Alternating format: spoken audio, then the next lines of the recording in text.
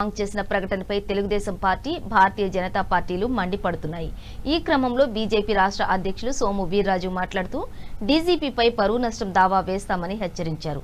రాష్ట్రంలో ఆలయాలపై వరుసగా జరుగుతున్న దాడుల వెనుక బీజేపీ టీడీపీ ఉందన్న డీజీపీ వ్యాఖ్యలను ఖండించారు।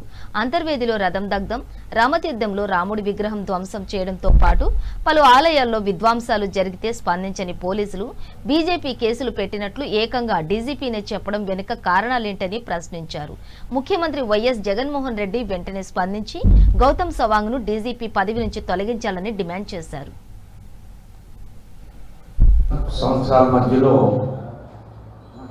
చాలా పెద్ద ఎత్తున ఈ వీడియో ప్రచారమైంది। ఇది ఒక వెబ్సైట్లో ఉంది,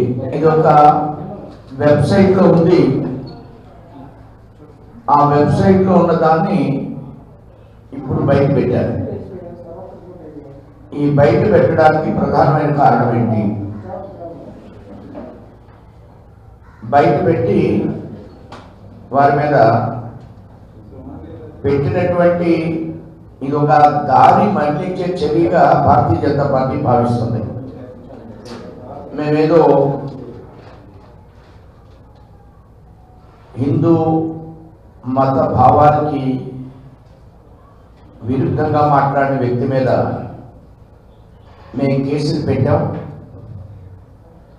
అనే ఒక ఐవాష్ చర్యగా దీంట్లో కూడా అన్య మతస్థులపై మత ప్రచారం చేయడం అని ఒక నామినల్గా కొన్ని యాక్టివ్ వారి మీద పెట్టారు। ఇది తప్పు, నేను విగ్రహాలను కాళ్ళతో చదువుతానన్నాడు ఆయన। నేను చాలా హ్యాపీ ఫీల్ అవుతున్నానని చెప్పారు ఆయన।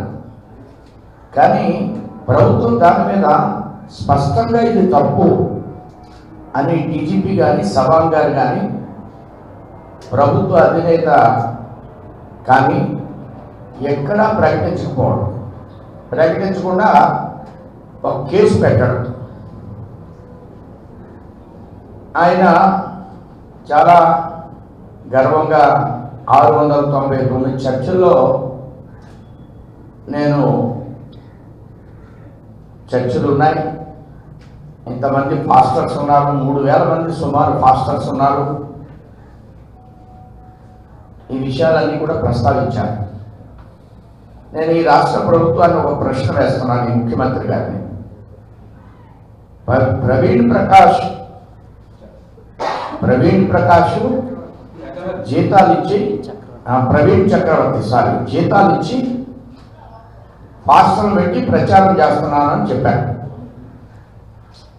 దీని మీద కేసు పెట్టారు। కానీ ముఖ్యమంత్రి గారు కూడా పాస్టర్లకు శాలరీస్